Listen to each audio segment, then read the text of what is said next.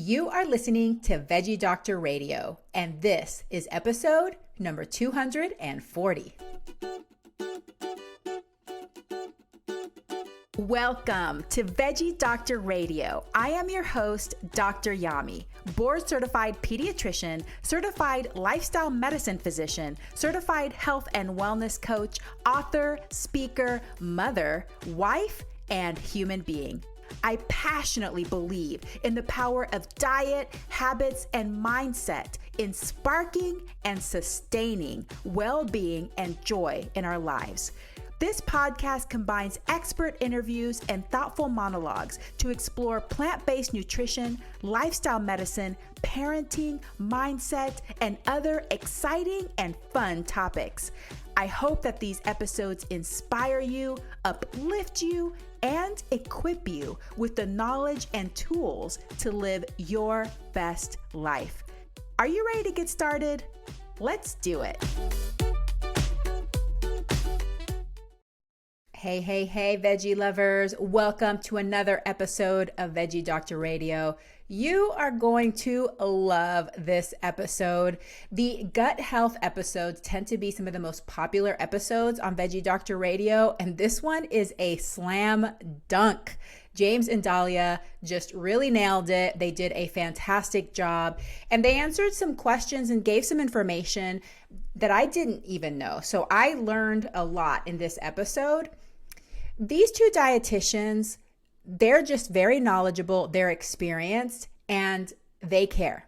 They are working so hard to help so many people, help people integrate more plants into their diets, but also to help people heal from the suffering of digestive issues. Okay, so before I tell you more about James and Dahlia, I do want to remind you that the information on this podcast is for informational and educational purposes only. It is not meant to replace careful evaluation and treatment. So if you do have concerns about you or your child's eating, nutrition, growth, GI system, any health issue, you really should be consulting a health professional. In this podcast episode, they share how you can work with them and their team if you're interested in reaching out to a dietitian who is a nutrition professional, fully credentialed. They have the ability to help with these dietary changes, especially if you're struggling. And everybody on their team is plant-based. So if that's how you roll and that's how you want to roll and you need help, definitely seek their help. So let me tell you about these two amazing people. Dahlia Marin, RNLD, CGN, and James Marin, RDEN, are the co-founders of the integrative dietetics practice Married to Health and the first 100% plant-based SIBO IBS nutrition program.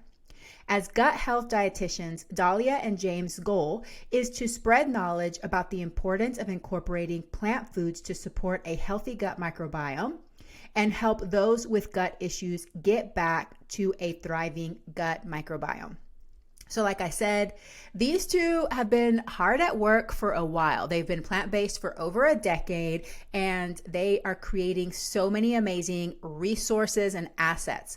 We talked in this episode about their new ebook, The Good Gut A through Z ebook, and why they wrote it, what's in it, how it can be helpful. So definitely check that out. We talk about SIBO and other microbial overgrowth syndromes, what they are, what the typical symptoms are, what the difference is between SIBO and IBS. That can be a little bit tricky. How you diagnose and treat SIBO, how you integrate a plant-based approach with SIBO.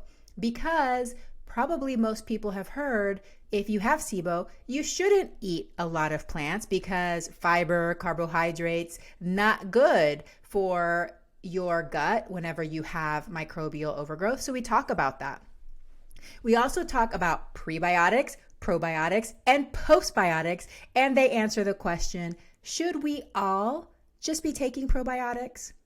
We also talk about the least talked about causes of GI disorders. This was very interesting.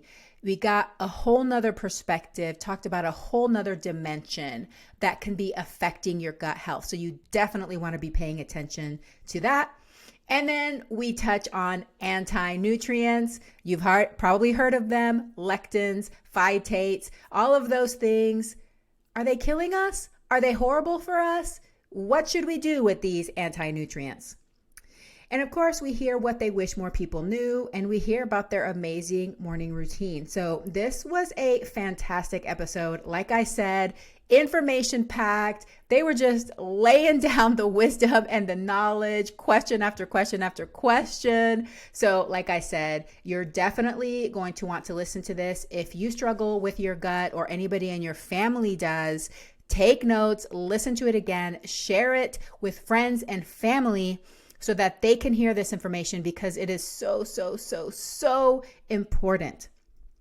Veggie lover, thank you so much for being here. Thank you for coming back week after week after week. Thank you for your support. I am so grateful for you.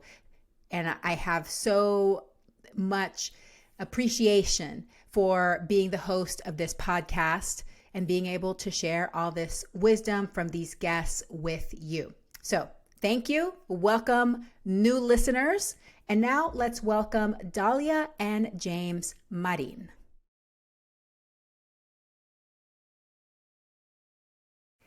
James and Dalia Marin, welcome back to Veggie Doctor Radio. Thank you for having us back. Thanks for having us back again. We loved being here last time. Yay. Okay, well, there's lots to talk about since the last time we met. Y'all have been very busy creating new things. But let's start with your book, the Good Gut A through Z book. Tell me about that. Why did you write it? Yeah, great question. I mean, we had a lot, and we get these questions a lot, whether it's through social media or through our practice, of just like, well, what do I eat? What do you guys eat on a plant-based diet? Or how do I get more plants? And, I think inspiration actually came to me when we were doing a grocery store tour once. We used to have a partnership with a local health food store here, and I was touring people around and talking about the benefits of these different foods. And this one guy said, all that's great, but what happens is I don't know what to do with this stuff. I take it home, it goes in my fridge, and it dies there. So I wanted to give people these practical tips so that wouldn't happen. And that way their fruit drawer, their vegetable drawer would not become a fiber cemetery, and they knew what, where, why, how, all the details about all these different types of plants A to Z. So we not only provided 3 to 5 examples of different plant foods from A to Z, but we talked about where it originated, why it's good for the gut, different ways to cook it, different ways to eat it. So we really, really wanted to make sure that that was not everyone's story. Mm-hmm. I love that. No, fiber cemetery sounds awful. We don't want any fiber cemeteries. It makes me think of the memes that people put on that, like, it'll say, I was a different person when I bought the arugula 1 week ago. Like people are like, have good intentions and buy all this stuff. And then it just sits there in their fridge. It rots while they order pizza takeout, right? Or people who post those memes of like my lettuce dying, watching me put in a frozen pizza again. And so it's like, we don't want that. We want people to have both. Yeah. And there are so many, I feel like it's one of those things that you grow up and you're just familiar with what you're familiar with. And unless somebody teaches you or you're deliberate about figuring it out, there's so many plant foods out there. So it's really nice to have a primer where you can kind of be like, okay, I'm interested in learning about how to prepare and cook an artichoke, but I'm a little intimidated. So let me start with this and see how I can integrate it into my diet. So I think it's a fabulous idea that y'all had. Thank you. And we wanted to make it accessible too. So we posted a lot of it on our Instagram. It's there, completely free and accessible. And for those who want the complete guide A to Z without having to scroll and sift through everything else, they can find it on their website if they want it just all in one place. Perfect. Now, we talk about wanting to eat more plants, and at least for a lot of people, developing that strong foundation for a healthy lifestyle and maintenance of health. But unfortunately, some people are already having gut issues, and that's why they seek out your help. So let's talk about SIBO. What is SIBO? How common is it? And what are the typical symptoms? So for it. SIBO is small intestinal bacterial overgrowth. And in the last few years, they've actually teased that out a little bit further. So one can have small intestinal bacterial overgrowth, intestinal methanogenic overgrowth, which is a different type of gas made by a different type of gut bug that's not technically a bacteria. One can have fungal overgrowth. So this is basically when there's overgrowth, overabundance of these gut bugs. And for the most part, they're overgrowing in the wrong place. So it's not necessarily that they're all bad bugs or they're pathogenic types of microbes. They're just often wrong place, wrong time. So most of the time, we are going to have a majority of our 100 trillion microbes that are found in our gut microbiome, our gut bugs, in our large intestine, our colon, the very last part of our digestive tract.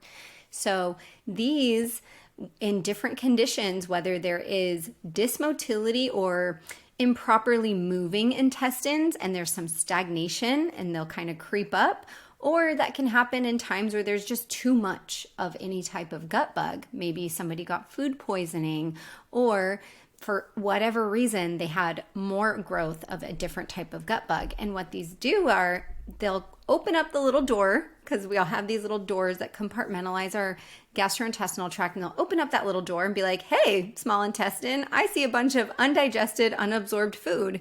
I love fiber as a colon gut bug. Let me start doing my right thing, which is eating and fermenting fiber in the wrong place. So oftentimes with SIBO, small intestinal bacterial overgrowth, IMO, SIFO, any of those, whatever's overgrowing, people will have very uncomfortable symptoms. And most of the time they get put in this big box of IBS. They'll say, you have irritable bowel syndrome. Thankfully, in the last 20 years especially, there's been immense research on the fact that anywhere from 14 to 70% in most recent studies, 14 to 70% of irritable bowel syndrome is actually SIBO or IMO or SIFO. So instead of just saying, well, I don't know, your bowels are irritable, now we're able to say, perhaps it's because you have bacterial overgrowth or some type of microbial overgrowth in your small intestine. And even when we find that out with somebody, we still, from that point, want to figure out, why did this happen? What's going on in the way that your intestines are moving and flowing?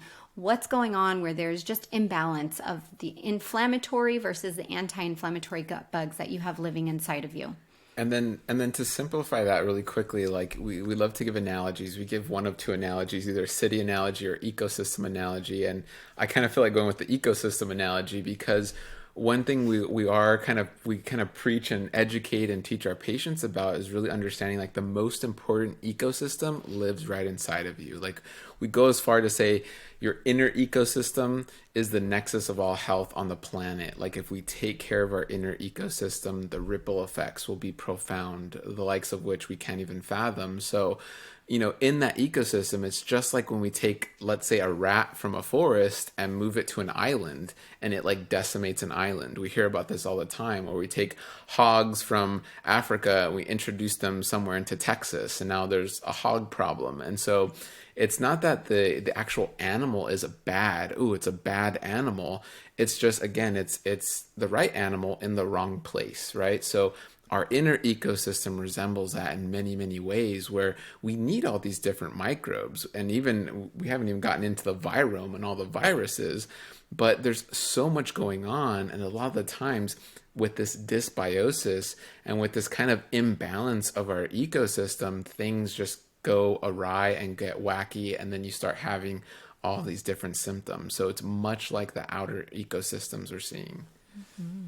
Okay. Yeah, that makes a lot of sense. So basically what you're saying is people that have this, they can be bloated, have trouble with their digestion, maybe even have abdominal pain from all the bloating and the gas, and things just don't seem right to them. But what you're also saying is that there's a lot of people that have this, that they're just told, well, you just have IBS. A lot of them might have this overgrowth problem. But how common is it in general? I mean, I feel like digestive problems are so common and people are talking all the time about their digestion not working right. So how common is either SIBO or other overgrowth problems or IBS in our population in general?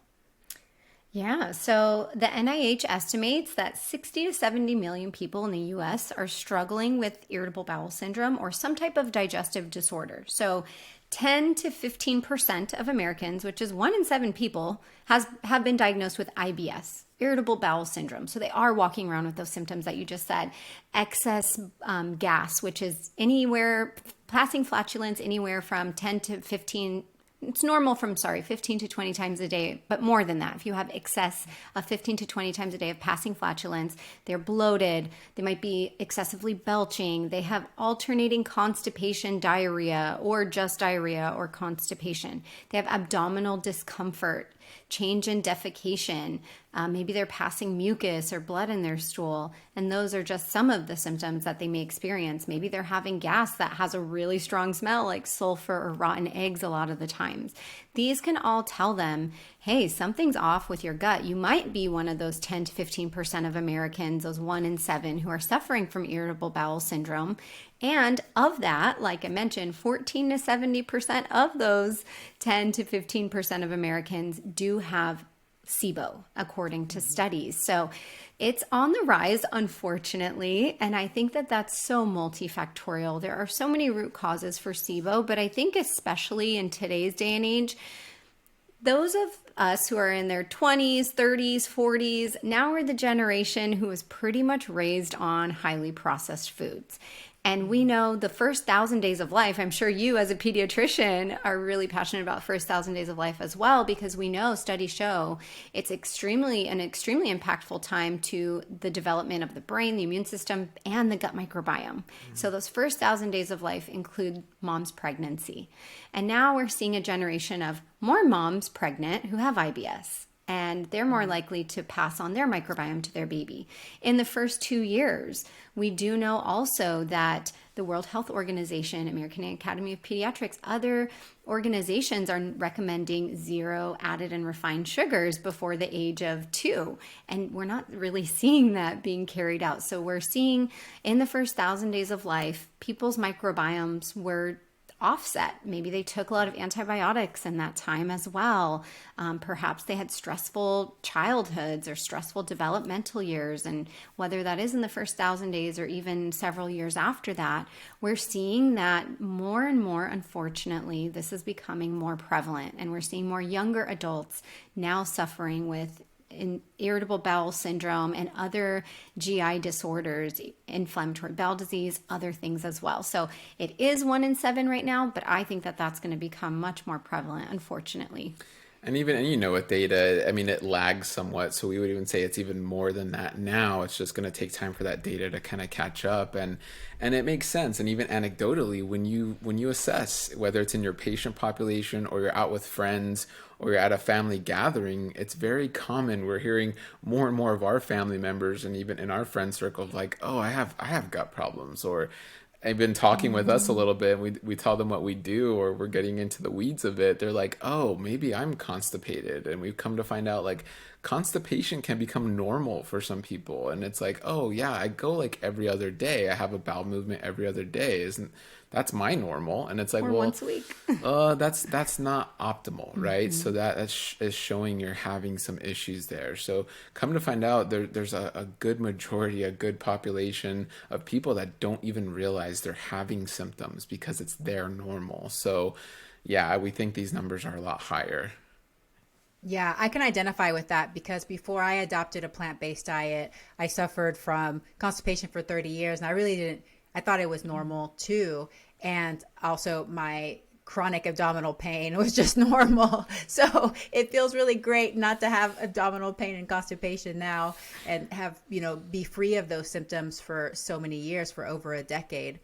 So how is this even diagnosed? Do people that potentially have these symptoms, can it be diagnosed just from the history and some of the symptoms, or do they need to have special lab testing in order to diagnose it?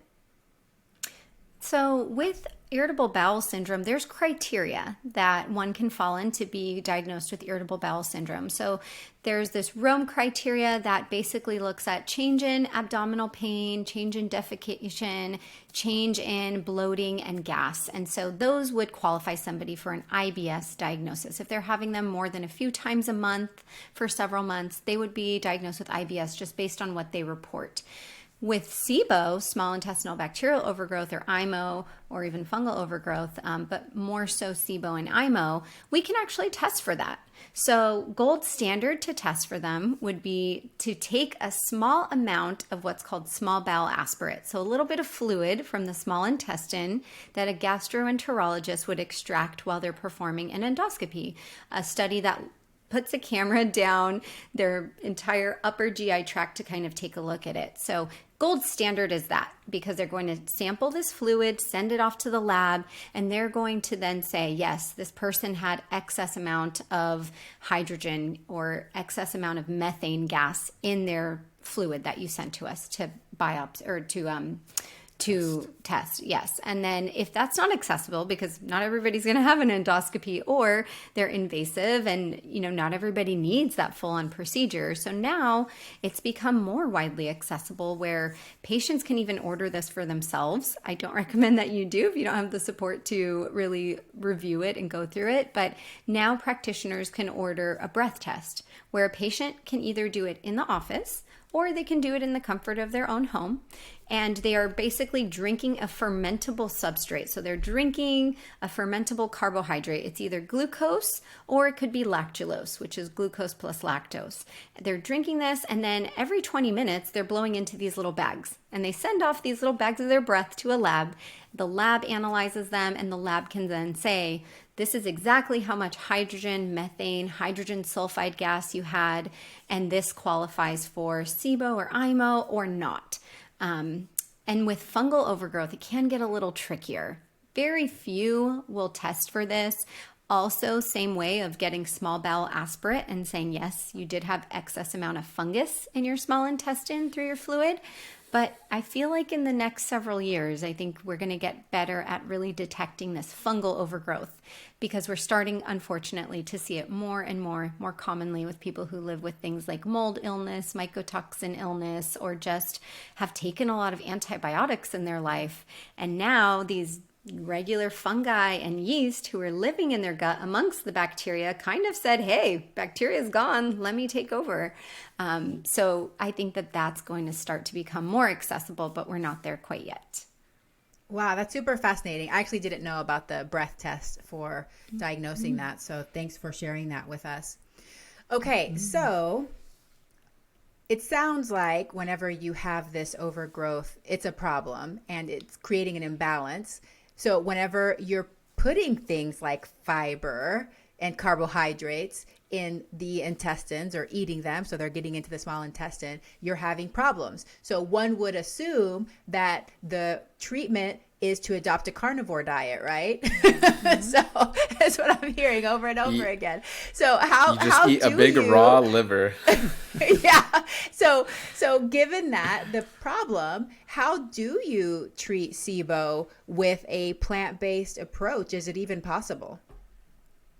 Well, let me start out first by saying, yes, you're absolutely correct, where there is this kind of misalignment and almost this like easier path, right? You think like, oh, well, it must be this path. I have these symptoms.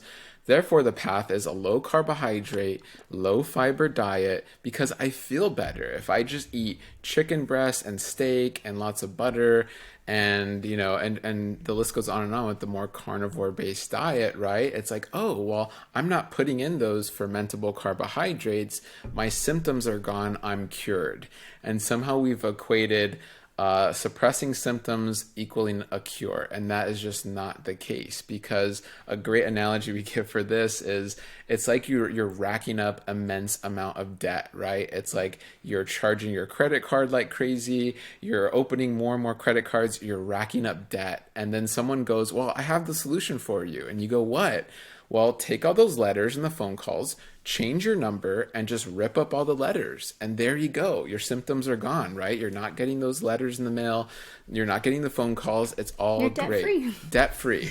until you go and buy a new car or go try to take out a mortgage and they go, your credit is horrible. So it's one thing to get rid of the notifications, which are symptoms. Symptoms is pretty much your body saying, help me. There's a problem. There's a problem, and you're just like turning it off, right? You're turning off the notifications. That doesn't solve anything. And that's essentially what the carnivore diet does. It's turning off the notifications without actually exploring the root causes and understanding the deep roots of why this even started in the beginning. It's actually a plant-based diet and plants that will help you to understand and assess and get to those roots and really be a sustainable long-term solution. It is saying, okay, I have all this debt. Here's a plan. Here's a budget. Let's actually get rid of this debt and truly have it be gone and get you at a better financial status, essentially. In this case, even better, a health status, right? A better health status. And that's why for some people they say, oh yeah, man, I tried to go vegan to cure my gut issues and I just felt so much worse. Well, if you don't have the money to pay off that debt, you can't just come in here and try to expect to wipe it out by making this snap of your fingers. So low and slow is definitely the name of the game when it comes to this. So while elimination diets, even ones that are extremely well studied, something like the low FODMAP diet, right? Where that stands for fermentable oligosaccharides, disaccharides, monosaccharides, and polyols. For those of you who don't care what that means, it's basically a low fermentable carbohydrate diet. So well studied. Even that is not recommended for longer than 6 to 8 weeks to be in the elimination phase. So for those who say, okay, yeah, let me just avoid everything. Let me avoid FODMAPs. Let me avoid fiber. Let me avoid these cruciferous vegetables because they make my gas smell like rotten eggs. Let me just avoid. You're doing the same thing. You're just silencing those notifications. So what we say is, well, if we need to avoid temporarily, let's do that. And then let's introduce little by little, low and slow, so that way you can start unearthing issues and you can start assessing what actually bothers you and what does not, what you tolerate, how much you tolerate of it, why you don't tolerate it past a certain threshold. Because a robust, really well balanced, really nicely moving gut microbiome and gastrointestinal tract, they will process really anything, right? We all hope to say, oh yeah, I have a gut of steel and I could eat anything I want. I'm not that person. I've, had been diagnosed with IBS in the past and I've had terrible gut issues. So even to this day, I'm still working back low and slow. But we have seen that the sustainable way to heal your gut and with true healing, not this facade of lack of symptoms, is to try low and slow to reintroduce things. And if there is an instance of something like SIBO, you do need to address it. Because as much as we want to say, oh, I'll just cure myself with food, in rare cases, if it's really just chalked up to someone being constipated and that backup of stool was what was opening up that little door and allowing bacteria in their small intestine, sometimes that will resolve on its own with food. If somebody has a raging case of SIBO and their numbers of gas are off the chart, that's really not going to be possible without intervention. And that's where then they'll go to their care team, they'll go to their gastroenterologist or other members of their care team, and maybe they're prescribed an antibiotic that's not necessarily broad spectrum or concentrated to the small intestine to eradicate that overgrowth. Sometimes it's herbal antimicrobials, or it could be other things to really say, okay, let's get a level playing field. And then now that we have this level, let's try to re-nourish these gut bugs so that way they grow back in balance. And if there's not only an issue with the balance of them, but a motility issue, oftentimes we'll say, hey, let's make sure you're physically moving your body. So you're physically moving your intestines. Maybe your pelvic floor muscles that surround your digestive organs and your bladder and your reproductive organs, maybe they have overcompensated or undercompensated because you've been bloated and gassy and constipated for years. And now maybe those muscles have gotten so used to clenching in and holding in your gas, they have a hard time relaxing. So maybe you need some pelvic floor therapy with a physical therapist. Maybe you need some other support or intervention. Maybe you have dysbiosis because of stress. So let's get you hooked in with a therapist or a psychiatrist or a counselor. So really getting yourself out of it is understanding first why you got there. Just like if you got in debt, you really want to understand, where did my spending go off the rails? Understand the roots of it. understand the symptoms that you're currently having, address them, and then rebuild from there. And then real quickly, two things. I mean, yeah, the summary, it is a 1-2 punch. Like, you don't want to just go in and be like, okay, I need antibiotics. I'm just going to take antibiotics. Pill for every ill. There are those patients as well that they know they have SIBO and they know they feel better after a round of antibiotics or even herbal antimicrobials. And they feel better for 3 months, and then they keep taking them pretty much every 3 to 6 months. And they're just on this antibiotic cycle, and eventually the wheels start falling off horribly when you're on, as you know, too many antibiotics and antimicrobials. So really the 1-2 punch is, if you're going to do that, make sure you have a care team that is well-rounded, like with a dietitian, and know how to bring back those foods in, know how to eat those plants, know how to eat the correct plants in the correct order to nourish and reestablish that microbiome. At the same time, you are taking those antimicrobials or antibiotics, because without that, you're missing that 1-2 punch, that amazing combination.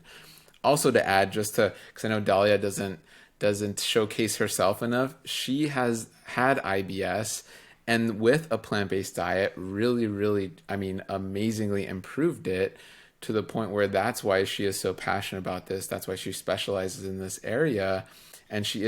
And with her protocol, she is making it easier for patients to kind of understand this as well, because it was I remember when I first met Dahlia, it was like literally she was bloated after every meal. She would sometimes be hunched over just in pain with her stomach.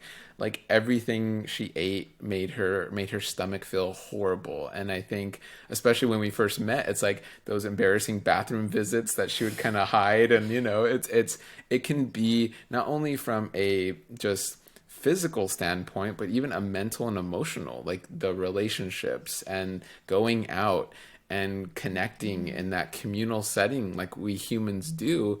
It can add a whole nother layer of stress when you're having these consistent gut issues. So to see that essentially wiped out is amazing. And now it's like, obviously we don't really eat added sugar or drink alcohol. Those are massive, massive triggers. So it's like, we know how to navigate of like, oh, that's a landmine if we go that way. So let's not even walk on that field, right? So it's understanding these landmines for sure. Yeah, it sounds like it can just impede so much of joy in life and your ability to appreciate your health and your well-being whenever you're in pain and discomfort. So I think what's important for people to know, just like what you were saying, is, yeah, sometimes we do need to have that medical intervention, but don't take that alone. You have to maybe wipe stuff out, like slash and burn, but then build upon that foundation in order to solve your problem. Because otherwise, you're just going to be stuck in this recurrent cycle that actually could get just worse over time and lead to more problems. So you do have to be ready with how you're going to rebuild that flora, strengthen that flora.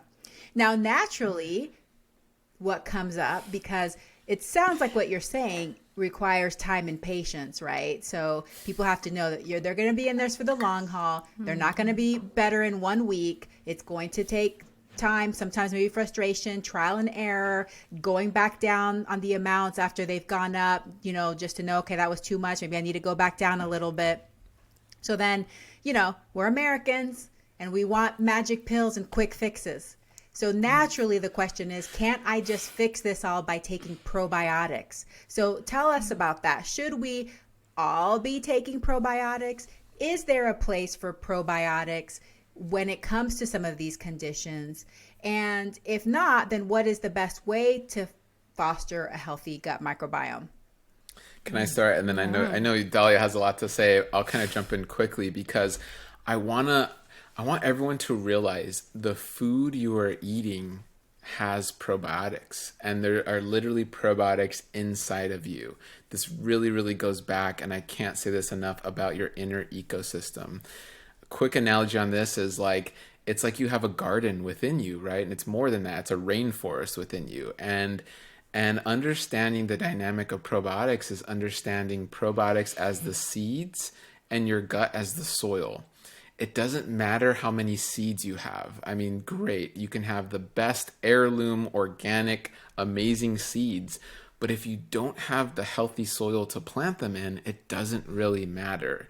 So again, eating and your lifestyle and your gut health is that soil. It helps you to rebuild that inner ecosystem and that soil. So when you do add seeds, you can even add seeds from breathing and being in nature. You can add seeds from eating a kale salad or fresh fruit from the farmer's market. But again, if you don't have that soil, those seeds aren't going to grow and flourish. Now, there's more to that you can add of even if someone already has SIBO and IBS or these gut issues, probiotics can actually make things worse, especially a probiotic supplement. So I'll let you take it from there. Yeah. So, if you are already having bacterial overgrowth, then these probiotics, which literally mean adding bacteria or giving life, adding more bacteria, these can make things worse. So the American College of Gastroenterology actually does not recommend the use of probiotics for those who do have SIBO or any type of microbial overgrowth. However, that's not always the case. So usually I will recommend balance things out first, really start to support your gut, and start with whole food probiotics. So I am all about eating probiotics. Last year, there were several really amazing studies that came out on probiotics as well. There's a great study that came out of Stanford that showed that those who consumed 4 to 6 servings of probiotics per day had a wider diversity of microbes in their gut and decreased inflammation or stronger immunity. So yes, eating probiotic foods can garner that. A lot of times probiotic foods, let's say tempeh or miso soup, kombucha, or maybe it's some type of dairy-free kefir, or perhaps it's sauerkraut or kimchi. Those can contain both the seed, the probiotic, and some food, because sometimes when you plant things in your soil, you still need to add other nutrients on top of it to nurture those seeds. So prebiotics are the food for the probiotics, and that comes in fiber, that comes in different sources. So I always say, start with food forms of probiotics. If somebody's maybe not tolerating cabbage yet and they can't eat sauerkraut and kimchi, that's fine. Don't go there. Eat dairy-free yogurt or eat a nice dairy-free cheese that's not made with a ton of coconut oil and saturated fat that has added probiotics to it. Maybe try seeing how you do with a nice low-sugar kombucha, or sip on some miso soup that you didn't boil to death that kept those probiotics alive. So everyone can access those probiotic foods, and everybody can be eating those probiotic foods as well. Should everybody be taking a probiotic capsule? I'm going to say no, because we don't even know yet what type of bacteria and other microbes are living in everybody's gut. So to say, here's a, one size fits all probiotic capsule, my microbiome can differ extremely from yours. So one that's appropriate for you and makes you feel amazing might make me feel terrible and that I have brain fog and fatigue. So there's no one size fits all, because there is no one microbiome. All of our microbiomes are unique, just like our fingerprints. We can start to mirror the microbiome of those we cohabitate with. So my microbiome might look a little bit more similarly to James's and vice versa now that we've been cohabitating for such a long time. But neither of us might need a probiotic. So I'm never a definite no for things. There are cases in which I'll recommend certain strains of bacteria, someone who has recurrent urinary tract infections perhaps, or bacterial vaginosis, or for some of my patients who have recurrent yeast, maybe I'll recommend things like Saccharomyces boulardii, which is a healthy strain of yeast. But that's not going to be a one-size-fits-all. Just because one person felt better with it doesn't mean everyone will. What I do recommend for everybody is prebiotics. So we do recommend, again, if you're not tolerating all fiber, figure out why, low and slow start reintroducing it, and start to really see, are there any holes, any gaps that I can fill in my gut that are going to help me tolerate more prebiotic fiber and more probiotics. And, we even had the opportunity to partner with Complement. And Complement is a cool company. They make a multivitamin for vegans. And so we got to kind of put in some of these cool things. And we said we didn't want to make a probiotic. We wanted to add prebiotics and just whole food vitamins and nutrients. So we got to put together a cool blend that people can drink or add to. I like to put it in my dairy-free yogurt and other places, but saying rather than trying to just add more, why don't we try to nurture who's already there and then naturally kind of foster and attract more of that healthy type of gut bug in the healthy community that's already existing. Instead of saying, hey, you got a shady community, let's try to put in these shiny new bacteria and expect them to thrive. Not always the case. That's great information. Okay, so we shouldn't just across the blanket or across the board, just everybody get a probiotic. Sorry, I'm getting my pro, and post confused here. Probiotic, because we did get into that habit probably maybe a decade ago, where everybody was taking a probiotic and it was just like the cool thing to do, right? So it's no longer the cool thing to do. No. There might be a place for it, but it needs to be individualized. Now, we all should be taking or consuming at least prebiotics, which is all the different types of fiber that feed those healthy gut bacteria and gut bugs. But what are postbiotics? Where do they come from? Yeah, and again, I'm inspired by the garden analogy, and any gardeners listening will get this, right? Because the prebiotics are the mulch and the compost. You're putting all these fibers kind of decompose back into the soil. That's the prebiotics. They then help and give rise to the seeds, the probiotics. And then what happens when those continue to work together in your garden? Let's say the seed is an apple tree or a fig tree or a kale plant.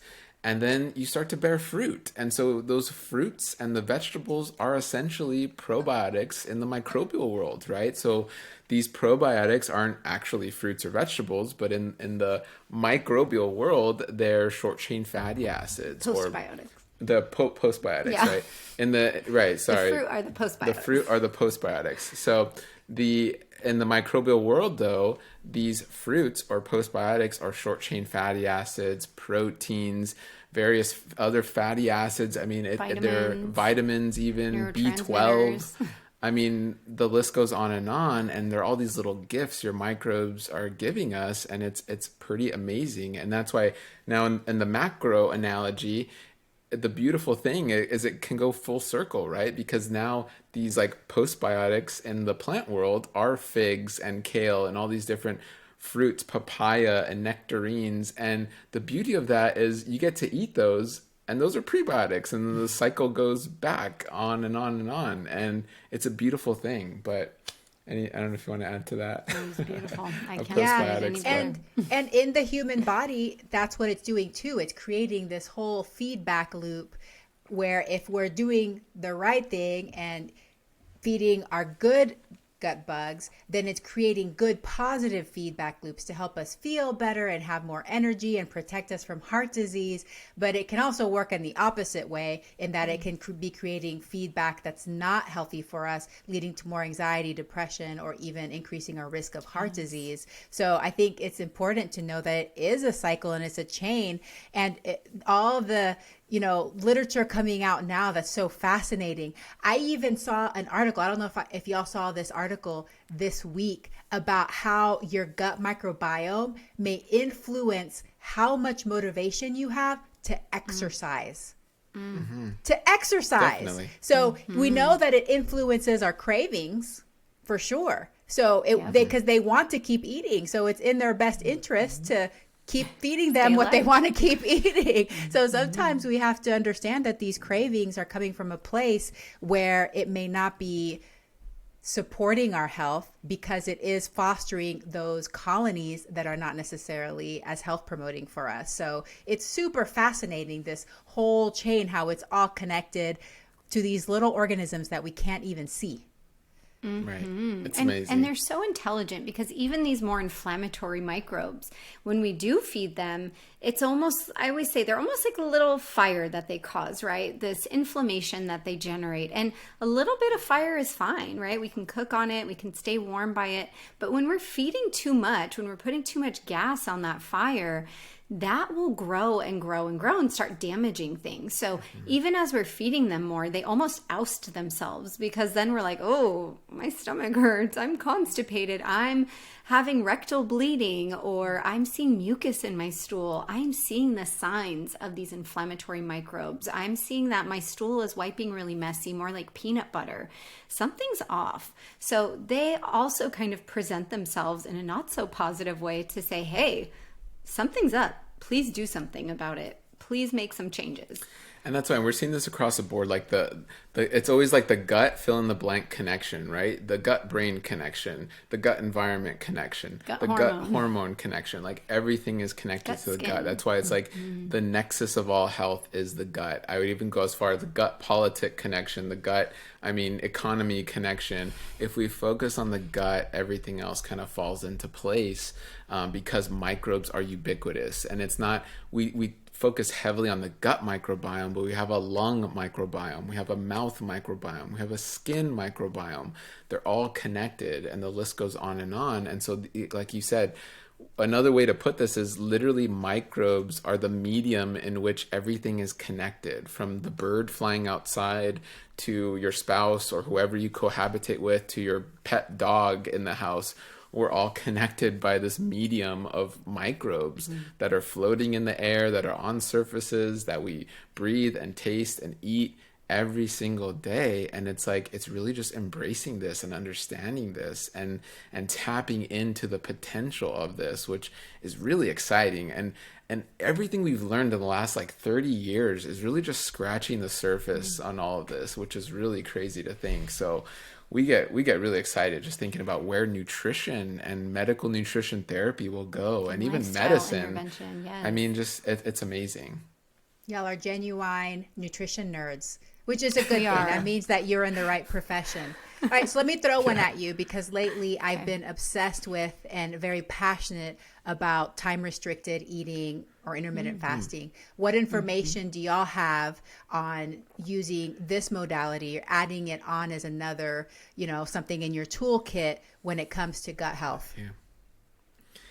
Yeah, Dahlia's big on talking about the migrating motor complex. Taking it from a gut standpoint, there's power in not eating, right? Like we never, I think even 15 years ago, we never really thought of that, or even especially further back, we're like, well, no, you have to eat. It's all about nutrition. But there's power in not eating as well. It's giving your body time, and that migrating motor complex, which is essentially that rest and digest phase of your body, to kind of do its thing. And so this notion of constantly grazing, whether it's a snack here, a little snack there every 30 minutes or every hour, is usually not beneficial for most, if not all, people. And so really taking time to not eat and be fasted, and that is essentially, so the umbrella of intermittent fasting, and then under that umbrella is time-restricted feeding, which Dahlia and I both follow, of making sure we're at least 12 hours fasted, if not more. I think we average 16 hours maybe fasted. I would say 14. Or 14 to 16, depending on the day. And that's including sleep, so don't worry. It's not like you're fasting all day and you're like, oh, I can't eat. No, it's when you're sleeping. But you think of the average American who's going to bed at midnight, and if you're having that midnight snack and then you're getting up at 6 a.m. to go to work, and you're having that bagel and cream cheese, you're barely fasting for 6 hours, right? That's just not enough time. So yeah, definitely big fans of time-restricted feeding, huge gut health benefits, and it all centers around that migrating motor complex for the most part. Because it's really overnight when our gut is really trying to clean things up. So they say, your gut, your liver, your detox organs are going to do their best work when we're not putting in more. So when you're not being exposed to more food, more pollutants, more other things, your liver, your gut, which work very synergistically, they can kind of take some time and be like, hey, let's review. Let's have a therapy session and really process out what we just dealt with all day long. Try to get rid of what's not for us and keep what is. So that's that time where your gut is catching up and sifting through all these things and saying, ooh, this is a keep. It's kind of like KonMari, right? Ooh, this brings me joy. Let me keep this. And ooh, this doesn't. So let me get rid of it. But if we're not giving that due time, one, we're less likely to be completely detoxing through our bowels, which that's our main highway of detoxing things like hormones and xenobiotics and environmental chemicals and things that are fat soluble, excess fats, excess cholesterol, excess triglycerides. So many things are eradicated through our stool. It needs time to process that and say, hey, what are we keeping? What are we not keeping? So if you, again, are not giving it that due time, it's like, oh, okay, I had a couple hours to get what I needed to do done, and now I have to start doing it all over again. I didn't finish that last job, but let me move on to the next. So very scattered. And then, yeah, just like James was saying, with that migrating motor complex, that MMC, which is this clean sweep that takes place from basically the top of your esophagus to the bottom of your small intestine. Talk about preventing SIBO. You need this sweep so that way if any excess microbes are trying to grow, your sweep is going to be like, no, get out of here. Move down to where you belong. Move back down to the colon. If you are constantly eating, or if you don't give due time overnight even, that can be altered.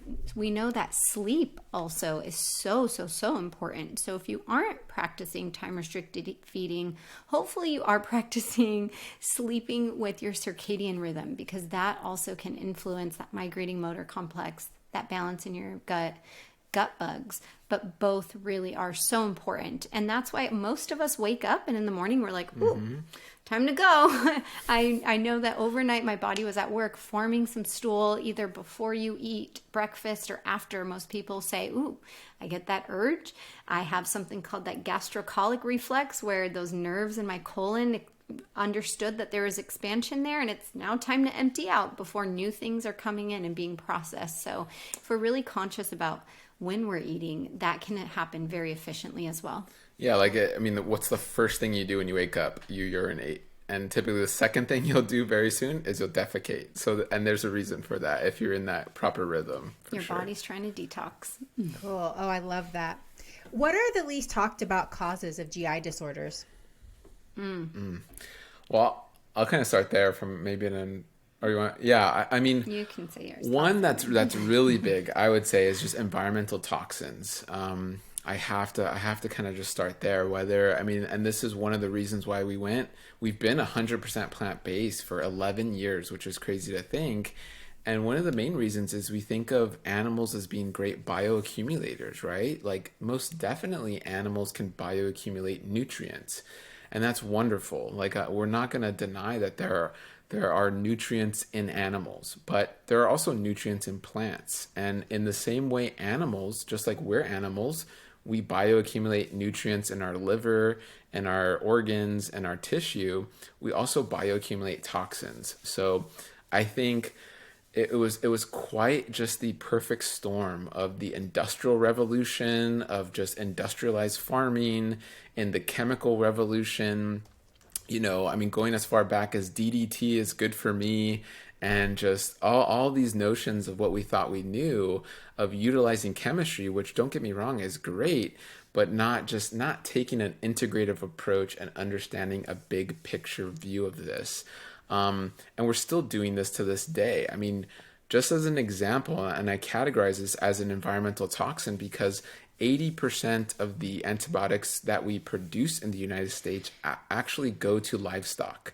So we're giving livestock, because of the poor conditions they live in, we're giving them 80% of the antibiotics because they need it, otherwise they would not survive. But we're not thinking of the ramifications of that. And now we're actually understanding, we're creating superbugs, right? So antibiotic resistant microbes. We humans then can come into contact with these antibiotic resistant microbes, and they can cause a whole host of issues, specifically GI issues. I think not enough people are talking about this. We hear about it every now and then on the news, or we think of food poisoning, but I don't think the average everyday person who's purchasing that chicken breast in the store or that ground beef is truly understanding the risk that they are bringing into their home when it comes to these superbugs. And over time, we're seeing this. We're seeing just the number of IBS cases and Crohn's disease, right? The inflammatory bowel issues just on the rise. And I think superbugs coming from this environmental disaster is massive. Yeah. Mm-hmm. I don't know if you have a different one. Or I do, because I think we both see things from our own unique lens, where I see that trauma, I think, is so underemphasized, underreported, not spoken about enough when it comes to irritable bowel syndrome. And there is such a link between trauma and the gut. We have seen links even in the data in trauma and autoimmune conditions. We do know also a majority of people with autoimmune conditions do tend to have gut disease, gut issues, gut permeability or leakiness, or just an improperly functioning immune system. And irritable bowel syndrome as well has been significantly tied to trauma and early adverse life events. So, there's a categorization of, I think there's like 27, 28 early adverse life events that people can have reported. And studies have kind of collected them in these 27, 28 different types. And they can include things like generational trauma, physical abuse, sexual abuse. The one that is most closely associated with an increase in irritable bowel syndrome is emotional abuse. So there was a really profound study, and they did see that being emotionally abused in early life led to an increase of 100 to 300% of IBS diagnosis. So somebody who was undergoing emotional abuse in their early developmental years had a 100 to 300% increased chance amongst their peers of being diagnosed with IBS. So maybe they were that 1 in 7 who is walking around with IBS, and they've also dealt with trauma. So I really do find and really do see that it's so important for more providers to be asking about trauma, or to take additional educational interventions or courses in becoming trauma informed. So that way it decreases that stigma, and it increases their comfort with asking people about their past trauma, if they've dealt with them, how they still continue to affect them, and if their gut issues increase or their gut symptoms worsen when they are re-exposed to something traumatic, or when they're in the presence of stress and their nervous system then starts to react similarly to it, the way that it reacted maybe in early life where they were exposed to this traumatic situation. So that's something I so emphasize in my practice. I ask every single patient about their trauma and all those questions about it, because I do tend to find that without proper coping skills to retrain the nervous system to deal with stress, whether it's mental, emotional, physical, chemical stress, they tend to find themselves back in a cycle of, I got really stressed, I maybe didn't have great coping skills. Maybe one of my coping skills was stress eating, because that's something often kids kind of gravitate to. Maybe not, but I got really stressed. I coped with it however I used to cope with it, or how I've learned to cope with it. My symptoms came back raging. So I really am passionate about talking about trauma and its connection to the gut, the brain, and that whole axis. Wow. Yeah, that's so fascinating. And it just points to how complex we are as human beings, as human creatures, but also affirms what we were saying before, which is we're all connected. And there's so many interconnections. There's so many feedback cycles that we can't just separate our mind and our emotions from the rest of our body. It's all connected, and we need to pay attention to humans as a whole and all the things that are going on in our system. So that's really important. Thank you so much for caring about that and for informing us on that. All right, I want to switch gears just a little bit and talk about a hot buzzword that goes around a lot, misunderstood. Probably I need to understand this a little bit better too, but what are anti-nutrients? Should we avoid all vegetables and grains and beans because of anti-nutrients? But also, how can anti-nutrients affect digestion? Beautiful question. I'll kind of, or you can start this. So, this term anti-nutrient is basically saying that these foods might have a compound in them that might bind to other nutrients. So, for example, lectins. This is one that we've all been hearing a lot about, right? These are proteins that are known to bind to some carbohydrates. So some people will ascertain, they're binding to carbohydrates, they're bad. They're bad protein, you should avoid lectins. Lectins will give you leaky gut, and so many outlandish claims have been made about lectins without realizing, okay, if we just cook foods, we are changing the protein structure, and now those lectins aren't going to affect us. Or, if we actually have a nice balanced gut microbiome, these lectins, these oxalates, these salicylates, these phytates, these certain foods that might have these certain proteins or compounds about them that might bind to others, our body's going to handle them. So if we are properly either pre-processing them by cooking them, which who's going to eat a raw kidney bean, or, certain foods are not meant to be consumed raw, like cashews, certain things like that, we are going to process them. Our body knows how to process them. That is why we have things set in place. Like we have digestive enzymes in our saliva, in the brush border of our small intestine, made by our pancreas. We have stomach acid made in our stomach. And we have this army of microbes who's equipped and ready to break down, unfold proteins and carbohydrates and fats and deal with them the way that they will. I think these tend to become an issue for people when, again, they're already suffering with gut issues, and then they try to say, ooh, let me dump a bunch of whatever it is, oxalate, or let me eat raw kidney beans, or let me eat this food that is going to be harder to digest when I don't have the capacity to digest it. So I think that's really where I'm seeing that people run into issues. Yeah, and then just to add to that, the layers of confusion, right? Like where a lot of the animals, it's animal studies where the animals are eating raw kidney beans, or they're eating other forms of raw beans, which humans don't eat. And then they're eating ridiculous amounts. And then the animal studies are concluding, oh, well, they're anti-nutrients. The animals, these essentially raw food nutrients, let's say, are binding to other nutrients, and the animal study shows that. But no other model, like any human studies or epidemiological studies, blue zones are one. There's massive epidemiological studies which shows, again, populations eating legumes and eating nuts and seeds and eating whole grains, they're actually getting health benefits. Why is that? What is that disconnect? It just goes back to understanding study designs and mechanisms of action, right? And so I think, so people that we're seeing a lot more dysbiosis, plus some people who just aren't understanding the studies, they're kind of combining those, and then there may be some are making a profit on it, some are just kind of misguided, and I think some have great intentions, but again, they just don't understand what exactly is going on. Or maybe they just don't understand that data. So like James was saying, even if you're looking at population data and saying, okay, let's observe blue zones around the world, of these blue zones are identified as places in the world where people live above 100 years old. They have a larger percentage, a larger concentration of centenarians, people who live above 100.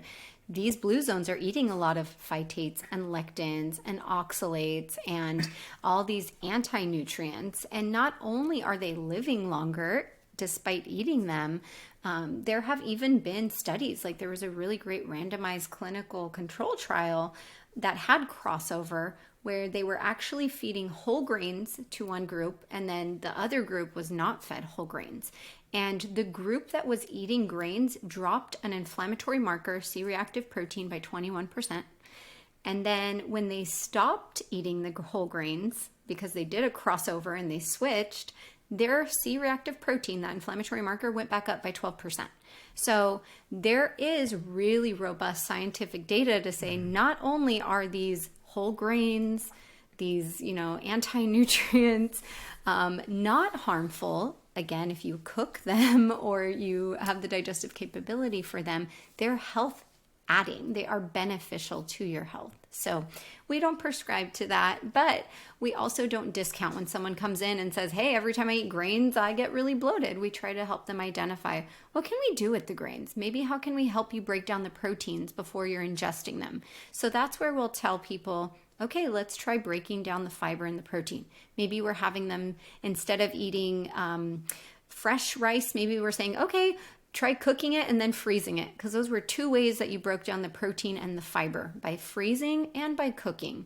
You can also blend things. You can also pressure cook things if you want a deeper level of breaking down fiber and protein. You can combine these modalities. So if somebody is reacting to X food, whether it's kale or grains or beans, we'll say rather than throwing out the baby with the bathwater, why don't we just try processing it a little bit differently? Give your gut a break and give it a little bit of help, and then see if you still feel that same way. Yeah. Wow. That's super cool. Yeah, y'all are very smart. I didn't think about how freezing can actually break down the protein, but it makes total sense. It makes me think as a pediatrician, when sometimes we have to put babies on hydrolyzed formula because they're not tolerating cow's milk protein, which, you know, it's a whole nother podcast episode. But anyway, but you're basically doing the same thing. You're breaking down the protein to help them tolerate it better. So that's basically what you can do with the food too, is different ways to process it to help your body tolerate that protein better. So okay, cool. And that's why when you freeze fiber and then thaw it out, it looks sad, it looks soft, and it got broken apart. That cellulose fiber got broken apart by the ice. So many ways that you can go about trying to eat more of a variety of food, because we know that that's where it's at. Wider variety, 30 plus plants per week. Love it. All right. Y'all are just a wealth of knowledge, so much good information. I want to know from each of you, what do you wish more people knew? I think I wish that more people knew you can heal with each meal, and you can do that slowly, steadily, and you also need to feel with each meal to get there. So I really hope that people are acknowledging the power of nutrition and lifestyle intervention to get better, one meal, one day at a time. Beautiful. I wish more people knew, whether you're speaking to a new mom or a new dad or a 21-year-old in college or an environmentalist, activist, anybody. I think starting with your inner ecosystem, right? Starting with yourself, because so many problems in this world can seem just so huge. But if we start with like the mirror, right? Our reflection, ourselves on the inside, that is so impactful. And we've seen this with ourselves, we've seen this with others and patients and in our community and our families. And it's like when you just kind of refocus on yourself, you have a massive ripple effect. You become a beacon of sorts of just positivity and energy and radiate health. And that has a bigger impact than trying to start somewhere outside of your body. Because at the end of the day, if you're not well, then you're not going to do things well, right? Like if you're feeling sick, you're going to feel sick in anything you do outside of you. So it's really just kind of refocusing back in. And like Dahlia's mentioning, it's really 3 categories: chemical, physical, emotional. One of those 3 categories, start there and start with yourself and just take the time and take those steps, like Dahlia's saying, low and slow, whether that's with food or mental health or spiritual, emotional health. And just start with yourself. That is very powerful. That's so beautiful, and that's so empowering. Thank you so much for that. Okay, do y'all have a morning routine? Yeah. If so, can you share it with us? Yeah, it's pretty similar. So we can, we try to wake up fairly early. We try to rise with the sun. I mean, but it's like around 6 a.m. 6:30. I would say, or 6:30. You know, for me, we're getting out of the winter break with our daughter, so it's like 6:30 now. But and then we usually do a Bible study. We usually do something spiritual. We pray, or we do a Bible study, and then we usually get our daughter ready for school. We get ready, drop off at school. We exercise. And then we break our fast after exercise. We get that 14-hour fasting in total. We break our fast. And then we get to work usually. And we, our work days look different. Some days I might be seeing patients. Some fun days I might be doing podcasts or working on other cool projects. And and then, after that, we get to go into the rest of our day. But those mornings are so important to us because I know if my morning routine is off, my day is off. So that is such a protected time. My family knows, like, hey, we're never going to join you guys for family breakfast. If you guys want to go out, go ahead. We are going to the gym. Like, you are not going to talk me out of my Saturday morning hot yoga class because that is something spiritual for me. Yeah. So it's so protected because we recognize it's not only good for your gut, it's good for your mental health. It's good for your emotions. It's great to have just that routine so you're more likely and more motivated to stay in it. And the little details, like we mouth tape. So in the morning we're taking off our mouth tape, we're hydrating, we use hydroxyapatite toothpaste, and it's amazing. It's been a game changer. and just little things like that. But that's the general kind of morning routine. Yeah. I love it. What a beautiful routine. Thank you so much for sharing that. I'm a fasted exerciser too. I feel like I feel better when I exercise in a fasted state, especially if I'm running or doing like more intense cardio. So yeah, I like to get it in first thing in the morning. So that's great. Yes. Part of my morning routine as a gut health dietitian, I can't forget to say this, is I have a bowel movement. I really do recommend having a bowel routine because that can be so important to try to really not force it, but just train your bowels to say, okay, this is our time and I'm going to make time for you. So I think that that's such an important part of my routine. And if that's off too, I'm like, oh my gosh, who am I today?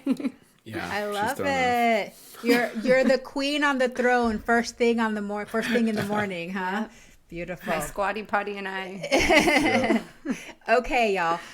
Why don't you let us know where listeners can connect with you and what services and products you offer? It's like I opened up. Y'all have been just doing great, blossoming in your business, and you are so helpful, so resourceful. So I'm hoping some of my listeners will reach out to you if they're struggling with any of these issues. So tell us where we can find you.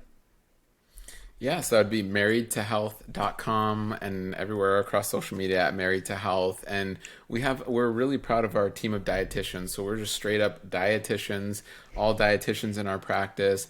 Dahlia, her specialty with SIBO and IBS and all things gut.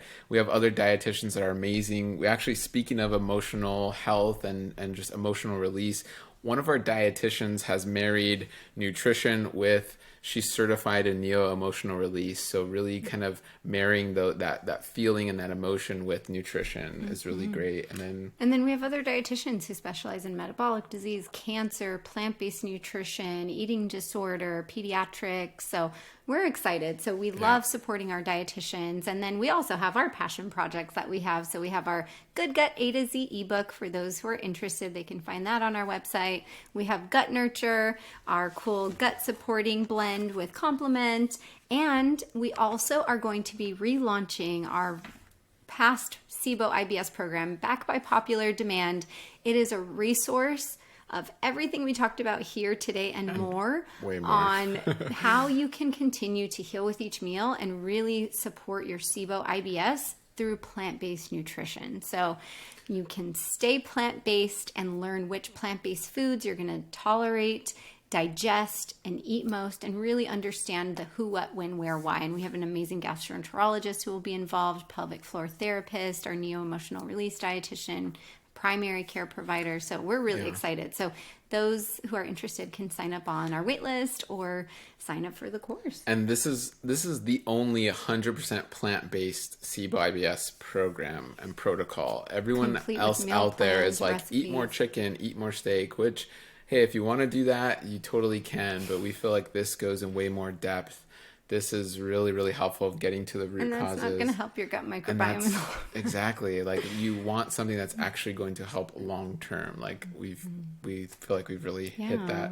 Yeah. And Well, it's and cool there's 'cause it people comes out with a there support that group and- and there's people out there that no matter what, they're vegan, they're going to stay plant-based, so they're looking for resources and for other providers who understand that and are going to help them reach that goal within that, within those parameters. So I'm really glad that y'all offer that. That sounds super comprehensive, and it sounds like it could be very helpful for those people that need a little bit more support and need more, hands-on to get better. Yeah.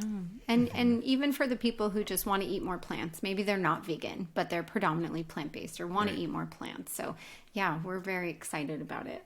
Yep. Yay, plants all around. Plants. Okay, last question, y'all. Leave us with your number one tip to improve and maintain gut health on a plant-based diet. Do you want me to go first? Yeah, I mean, and I think we're going to post a blog on this. I've been really excited about it, but I call it the farmer's market method. Like, just do the farmer's market method. And so that is eating local, eating seasonal. Like if you're in tune with your local farmers, you're in tune with a lot of what is great for gut health, especially on a plant-based diet. The local foods are going to taste better. Their DNA is more attuned to the local environments. They have local microbes on them. You're waking up early, most likely to get to the farmer's market. You're out breathing fresh air in the farmer's market, maybe getting some sun and some vitamin D. So it kind of hits all these check marks. And I would say, yeah, like really you get to support local farmers and local economies. The list can go on and on. So that is just going to hone you in and take you on that path to gut health. Love it. Yeah.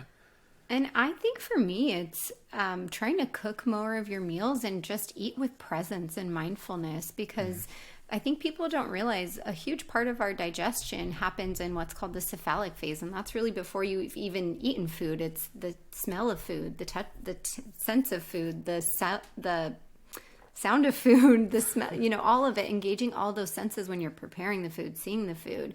And then, really being mindful while you are in that process of either buying the food, whether it's from the farmer's market or the grocery store, of preparing the food, of sitting down and eating that food. What are the thoughts going through your mind? And what is your relationship with this food? Are you anticipating pain? Or are you saying, oh, I'm going to be so bloated after I eat this meal, or I hope that this doesn't make me constipated? Or are you saying, this smells so good, and I love the way that this crunchy bread sounds, and I love the way that this tart lemon tastes? And are you creating that mindfulness and saying, I'm going to heal with each meal. This meal is going to make me feel amazing. This meal is going to help my SIBO, IBS.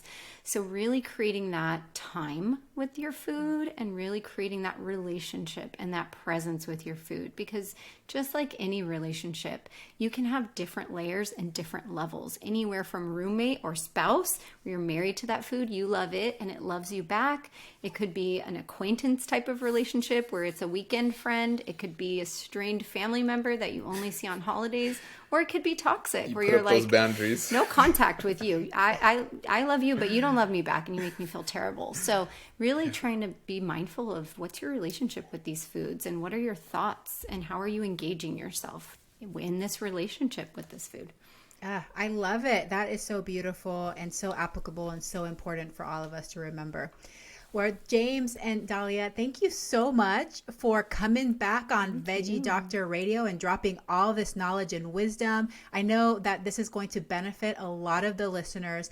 And for those that need a little extra help and support, I hope that they reach out to you and your team for that help. So thank you so much. I'm so grateful for everything that you do, the approach that you have, and how passionate you are and how caring you are for helping people get better and feel better. So thank you once again, and I hope that you both have a very plantastic day. Thank you. Likewise. Hey, veggie lover. I hope that you loved today's episode. Will you take a second and do me a huge favor? Please subscribe to my podcast so that you never miss an episode. You're the reason I'm here, and I want to share it all with you. Thank you for listening, and have a plantastic day.